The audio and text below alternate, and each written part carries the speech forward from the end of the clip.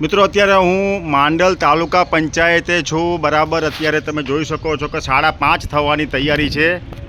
અત્યારે હું આ માંડલ તાલુકા પંચાયતમાં આવ્યો છું। માહિતી અધિકાર હેઠળ માહિતી માંગવા છતાં આજે 60 દિવસ થવા છતાં તાલુકા વિકાસ અધિકારી રામ કુમાર બચ્ચનને ફોન કરવા છતાં તમે જોઈ શકો છો કે અહીંયા તાલુકા પંચાયતમાં મુલાકાત લેતા જાણવા મળેલ છે કે અધિકારીઓની મનમાની ચાલે છે। અહીંયા નાયબ તાલુકા વિકાસ અધિકારી બેઠા છે। એ ભાઈને અમે પૂછ્યું કે 60 દિવસ થવા છતાં કેમ માહિતી આપતા નથી? તાલુકા વિકાસ અધિકારીએ તમને કીધું તેમ છતાં કેમ માહિતી આપતા નથી?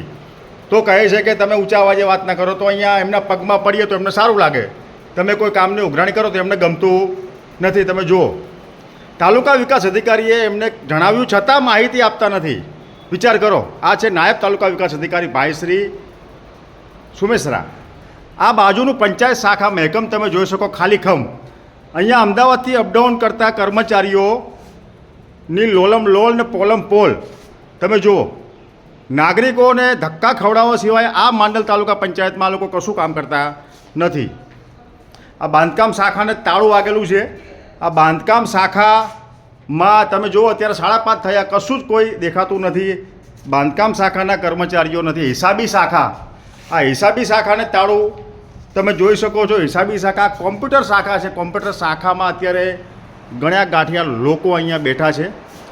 અરજદારોને માત્ર ધક્કા સિવાય કશું આ તાલુકા પંચાયતમાં મળતું નથી। નરેગાનો કદાચ સ્ટાફ અહીંયા બેઠો હશે, બાકીના લોકો ક્યાં છે ખબર પડતી નથી। અહીંયા તમે જોઈ શકો છો કે અહીંયા આ રૂમ બંધ છે। અત્યારે આપણે હોલમાં છીએ। આ હોલમાં તમે જુઓ તો અહીંયા કશું જ કોઈ છે નહીં, ખાલી ખમ છે। અહીંયા એક મિત્ર આપણા બેઠા છે। 2 લોકો અહીંયા, પંખા ચાલુ છે, કોઈ હાજર નથી। તમે જુઓ તો અહીંયા માત્ર 2 લોકો બેઠા છે। આ માંડલ તાલુકા પંચાયત જે છે એમાં કર્મચારી ગણ તમે જોઈ શકો છો કોઈ હાજર હોતું નથી। આપણે ઉપર જવાનો પ્રયત્ન કરીશું।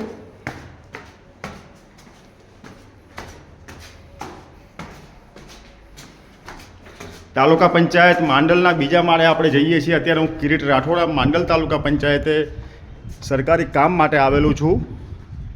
અહીંયા તમે જુઓ તો ઉપર પણ બધું બંધ હાલત છે। અહીંયા શિક્ષણ શાખા તમે જુઓ તો અત્યારે આ શિક્ષણ શાખાને પણ ખંભાતી તાળું, આ શિક્ષણ શાખાને ખંભાતી તાળું જોવા મળે છે। આ છે કચેરી, કઈ એક ભાઈ બેઠા છે। અને આ કઈ શાખા છે સાહેબ? આરડી પીએમ ભાઈ। બીજા લોકો ક્યાં છે? એક જ છો તમે કચેરીમાં? બીજા કર્મચારી ફિલ્ડમાં છે? એમ ગ્રામ સેવકો ફિલ્ડમાં છે?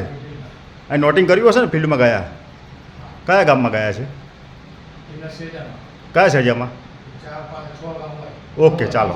હા હા, આ શાની ઓફિસ છે? આરી બાજુની ખેતીવાડી। આ ખેતીવાડીનું તમે જુઓ તો તાળું, આ ખેતીવાડી શાખામાં તાળું જોવા મળે છે। કુલ મળીને આ માંડલ તાલુકા પંચાયતની કચેરી છે। ખેતીવાડી શાખામાં તાળું, શિક્ષણ શાખામાં તાળું। હવે આપણે નીચે જઈશું। આ માંડલ તાલુકા પંચાયત છે, અમદાવાદ જિલ્લાની માંડલ। અત્યારે 5:30 વાગ્યા છે અને અમદાવાદ જિલ્લાની માંડલ તાલુકા પંચાયતમાં કાગડા ઉડે છે। 5:30 વાગે અહીંયા ગણ્યા ગાંઠિયા કર્મચારીઓ, આજે તારીખ 21, તારીખ થઈ છે 21/4 અને બરાબર અહીંયા લખ્યું છે કે આપ સીસીટીવી કેમેરામાં કેદ છો। બહુ સારી બાબત છે, પણ આ સીસીટીવી કેમેરા આપણે જ્યારે ચેક કરીશું તપાસના કામે તો કેટલા કર્મચારી અહીંયા આવે છે અને કેટલા લોકો અહીંથી ગુલ્લીબાજ કર્મચારીઓ જતા રહી છે એ તો હવે આવનારા દિવસોમાં વિકાસ કુમાર બચ્ચન તાલુકા વિકાસ અધિકારી જ આપણને જણાવી શકે એમ છે। આ સીસીટીવી કેમેરા ચેક થાય તો રોજ કેટલા કર્મચારીઓ અહીંયા હાજર રહે છે અને કેટલા કર્મચારી ગુલ્લી મારે છે એ તમે જોઈ શકો છો। આ પંચાયત શાખા મહેકમ માહિતી અધિકાર હેઠળ માહિતી માંગી એના 60 દિવસ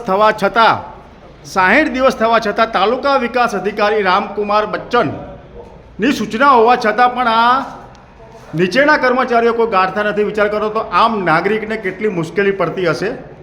અત્યારે હું આ માંડલ તાલુકા પંચાયતમાં છું, તમે જોઈ શકો છો સીસીટીવી કેમેરા પણ છે. આપણે ડીડીઓ સાહેબને વિનંતી કરીએ છીએ કે તાલુકા પંચાયતના સીસીટીવી કેમેરા ચેક કરે અને કેટલા કર્મચારી એનું મુવમેન્ટ રજિસ્ટર ચેક કરવામાં આવે, અને મુવમેન્ટ રજિસ્ટર જો ચેક થાય તો ખબર પડે કે કેટલા ક્યારે આવે છે અને કેટલા ક્યારે જાય છે. બાયોમેટ્રિક હાજરી અગાઉ પણ આપણે આ જ ઓફિસની રજૂઆત કરી હતી, બાયોમેટ્રિક હાજરી ફેસથી પૂરવામાં આવે છે કે કેમ, એ મુદ્દો પણ અત્યારે ઉપસ્થિત કર્યો છે.